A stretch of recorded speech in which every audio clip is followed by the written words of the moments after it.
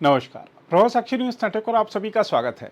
Iran और Israel के बीच चल रहा युद्ध अब भीषण रूप ले चुका है और अब सबकी निगाहें इस बात पर हैं कि अमेरिका इस आग में कब कूदता है। हम आपको बता दें कि इजराइल ने ईरान के परमाणु केंद्रों पर ताज़ा हमले किए हैं, जिसके जवाब में ईरान ने मिसाइल हमले किए, जिसमें इजराइल के एक मेडिकल भवन पर हमला हुआ और आसपास की आवासीय इमारतें क्षतिग्रस्त हो गई। बताया जा रहा है कि ईरान की जवाबी कार्रवाई में 400 मिसाइलें और सैकड़ों ड्रोन हमले हुए, जिससे 24 इजरायली नागरिक मारे गए और सैकड़ों घायल हुए।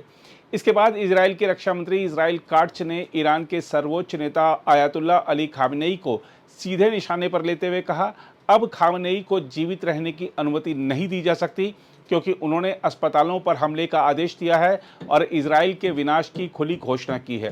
वहीं इजरायली प्रधानमंत्री बेंजामिन नेतन्याहू ने खामेनेई को आधुनिक हिटलर बताते हुए कहा है कि ईरान में शासन परिवर्तन के लिए परिस्थितियां बनाई जा रही हैं। उन्होंने कहा कि साइरस ने यहूदियों को आज़ादी दी थी, अब यहूदी राष्ट्र फारसियों को आज़ादी देगा। इस बीच अमेरिकी राष्ट्रपति डोनाल्ड ट्रंप ने संकेत दिए हैं कि अमेरिका ईरान के परमाणु सुविधा केंद्रों पर हमला कर सकता है, लेकिन उन्होंने अभी अंतिम निर्णय नहीं लिया है।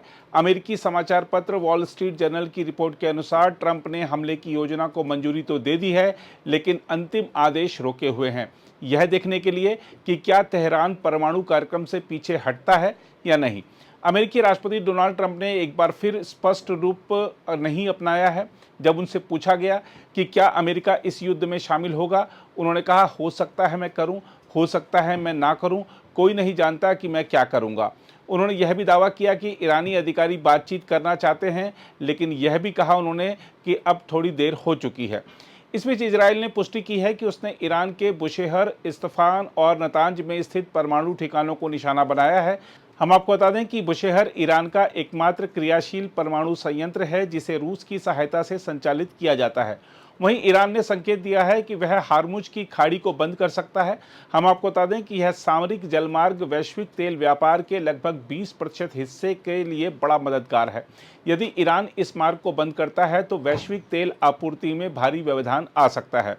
इजराइल ईरान संघर्ष पर वैश्विक प्रतिक्रियाओं की बात करें तो आपको बता दें कि रूसी राष्ट्रपति व्लादिमीर पुतिन और चीनी राष्ट्रपति शी जिनपिंग ने एक फ़ोन कॉल में ईरान पर इजराइल के हमलों की आलोचना की और कहा कि इस स्थिति का कोई सैन्य समाधान नहीं है। उन्होंने सभी पक्षों से राजनयिक प्रयासों के जरिए तनाव को कम करने की अपील की है। वहीं रूस ने इजराइल से तुरंत हमले रोकने की अपील भी की है, खासकर बुशेहर संयंत्र पर, जहां रूसी विशेषज्ञ कार्यरत हैं। रूस की विदेश मंत्रालय की प्रवक्ता मारिया जाखारोवा ने चेतावनी दी है कि अमेरिका को इस संघर्ष में सैन्य रूप से शामिल नहीं होना चाहिए, क्योंकि इससे अप्रत्याशित और नकारात्मक परिणाम हो सकते हैं।